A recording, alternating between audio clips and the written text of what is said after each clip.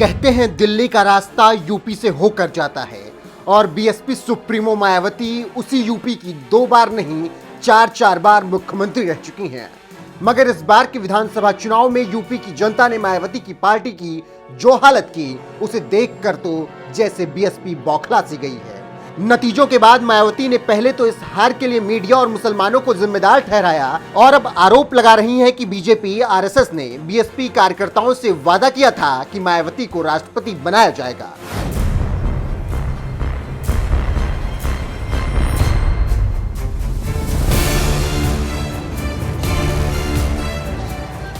देश में चली मोदी लहर के बाद साल 2014 के लोकसभा चुनाव में जहां मायावती की पार्टी का खाता तक नहीं खुला, तो वहीं साल 2022 के यूपी विधानसभा चुनाव में उनकी पार्टी को महज 1 सीट पर जीत नसीब हुई है। इस हार के बाद मायावती ने रविवार को पार्टी की बैठक बुलाई, हार पर मंथन किया गया। बैठक खत्म होने के बाद मायावती ने जो प्रेस रिलीज जारी की, उसी प्रेस रिलीज में उन्होंने बीजेपी और आरएसएस पर गंभीर आरोप लगा दिए। मायावती ने कहा,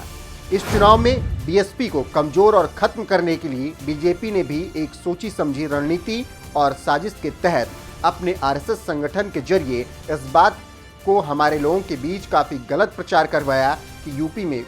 बीएसपी की सरकार नहीं बनने पर हम आपकी बहन जी को देश का राष्ट्रपति बनवा देंगे, इसीलिए आपको बीजेपी को सत्ता में आने देना चाहिए। जबकि वास्तव में मेरे लिए देश का राष्ट्रपति बनना तो बहुत दूर की बात है, बल्कि इस बारे में मैं अपने सपने तक में भी ऐसा बनने को लेकर कुछ सोच भी नहीं सकती हूँ।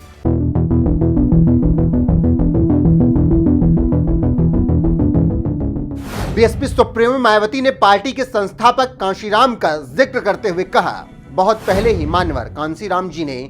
इनका ये प्रस्ताव ठुकरा दिया था और मैं तो उनके पद चिन्हों पर चलने वाली उनकी मजबूत शिष्या हूँ। जब इन्होंने ये पद स्वीकार नहीं किया तो भला फिर मैं यह पद कैसे स्वीकार कर सकती हूँ, क्योंकि हमें मालूम है कि ऐसा करने से अंत में हमारी पार्टी ही खत्म हो जाएगी। इसीलिए आज मैं अपनी पार्टी के सभी छोटे बड़े पदाधिकारियों को फिर से ये स्पष्ट कर देना चाहती हूँ कि मैं अपनी पार्टी और मूवमेंट के हित में कभी भी बीजेपी या अन्य किसी पार्टी का भी राष्ट्रपति का पद स्वीकार नहीं कर सकती हूँ और इससे पार्टी के लोगों को आगे कभी भी गुमराह नहीं होना है। मायावती ने बीजेपी और आरएसएस पर सीधे आरोप लगा दिया कि उन्होंने पूरे चुनाव में अफवाह फैलाई कि बीजेपी जीतेगी तो मायावती को राष्ट्रपति बनवाया जाएगा और इस अफवाह को भी मायावती ने अपनी पार्टी की हार के लिए एक बड़ी वजह बताई। इससे पहले उन्होंने मीडिया और मुसलमानों पर हार का ठीकरा फोड़ा था। चुनाव में पूरे यूपी से मिले फीडबैक के मुताबिक जातिवादी मीडिया अपनी अनवरत गंदी साजिशों प्रायोजित मैनेज किया हुआ मतलब सर्वे आदि कार्यक्रमों एवं लगातार नेगेटिव प्रचार के माध्यम से खासकर मुस्लिम समाज व भाजपा विरोधी हिंदू समाज के लोगों को भी गुमराह करने में ये प्रचारित करके काफ़ी हद तक सफल साबित हुआ है कि बीएसपी भाजपा की बी टीम है तथा ये पार्टी सपा के मुकाबले में कम मजबूती से चुनाव लड़ रही है। ये खूब इन्होंने प्रचार किया, जबकि सच्चाई इसके विपरीत है, बिल्कुल उलट है, क्योंकि भाजपा से बसपा की लड़ाई राजनीतिक के साथ साथ सिद्धांतिक व चुनावी भी थी। लेकिन मीडिया द्वारा इस प्रकार के लगातार दुष्प्रचार आदि किए जाने के कारण भाजपा के अति आक्रामक मुस्लिम विरोधी चुनाव प्रचार से मुस्लिम समाज ने एक तरफा तौर पर सपा को ही अपना वोट दे दिया।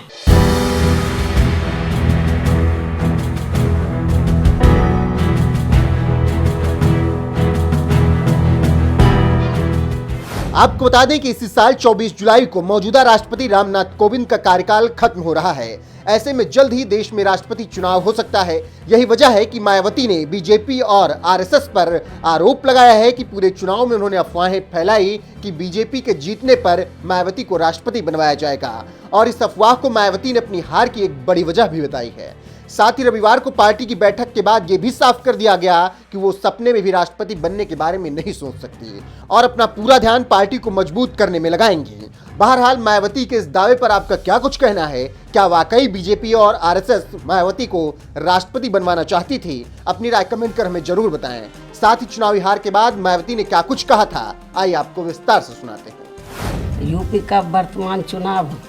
परिणाम बीएसपी के करोड़ों लोगों की रात दिन की कड़ी तन मन धन की मेहनत का ये वाजिब फल कतई नहीं है। फिर भी बाबा साहब के अनुयायी पार्टी होने के नाते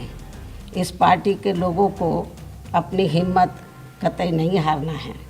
बल्कि पत्थर काट कर रास्ता बनाने का अपना प्रयास व संघर्ष हर हाल में आजीवन जारी रखना है। जबकि ऐसे खराब राजनीतिक हालात बीजेपी ने भी देखे हैं, जब आज़ादी के बाद से काफ़ी लंबे समय तक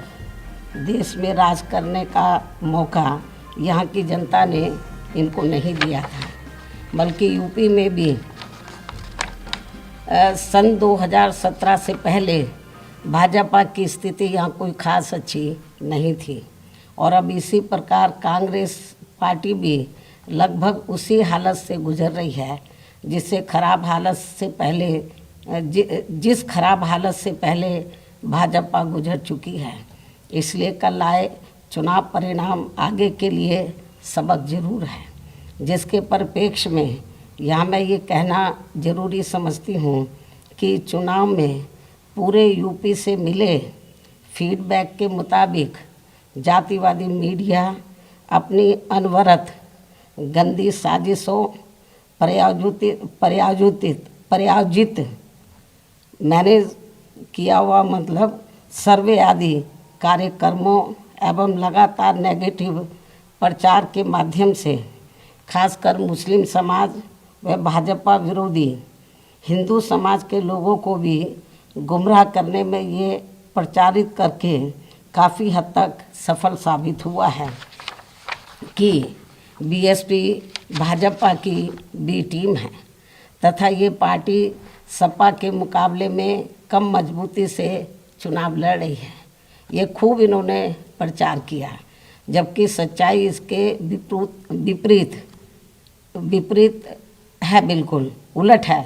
क्योंकि भाजपा से बसपा की लड़ाई राजनीतिक के साथ साथ सिद्धांतिक व चुनावी भी थी, लेकिन मीडिया द्वारा इस प्रकार के लगातार दुष्प्रचार आदि किए जाने के कारण भाजपा के अति आक्रामक मुस्लिम विरोधी चुनाव प्रचार से मुस्लिम समाज ने एक तरफा तौर पर सपा को ही अपना वोट दे दिया तथा इससे फिर बाकी भाजपा विरोधी हिंदू लोग भी बसपा में नहीं आए। और यदि ये सभी लोग इन अफवाहों का शिकार ना हुए होते तो फिर यूपी का चुनाव परिणाम कतई भी ऐसा नहीं होता जैसा कि हुआ है। और अब समय बीत जाने के बाद ये लोग दोबारा से ज़रूर पछताएंगे।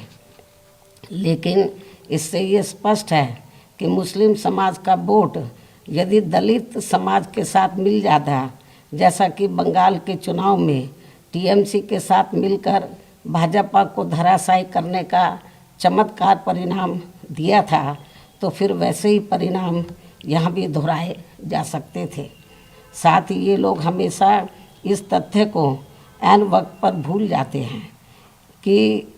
केवल बीएसपी ही यूपी में भाजपा को सत्ता में आने से रोक सकती है, सपा नहीं। इनकी इसी गलत सोच का ही ये नतीजा है कि भाजपा फिर से सत्ता में वापस यहाँ आ गई है। और यदि यूपी में तिकोना संघर्ष हुआ होता, जिसकी पूरी संभावना भी थी, तो तब यहाँ यूपी के परिणाम बीएसपी की अपेक्षा के मुताबिक आते तथा फिर भाजपा को सत्ता में आने से रोक लिया जाता। अर्थात कुल मिलाकर मुस्लिम समाज बीएसपी के साथ तो लगा रहा, किंतु इनका पूरा वोट समाजवादी पार्टी की तरफ शिफ्ट कर गया। और इनके इस गलत फैसले से बीएसपी को बड़ा भारी नुकसान ये हुआ कि बीएसपी समर्थक अपर कास्ट व ओबीसी समाज की विभिन्न जातियों में भी ये डर फैल गया कि सपा के सत्ता में आने से दोबारा यहाँ जंगल राज आ जाएगा और फिर ये लोग भी भाजपा की तरफ चले जाएंगे।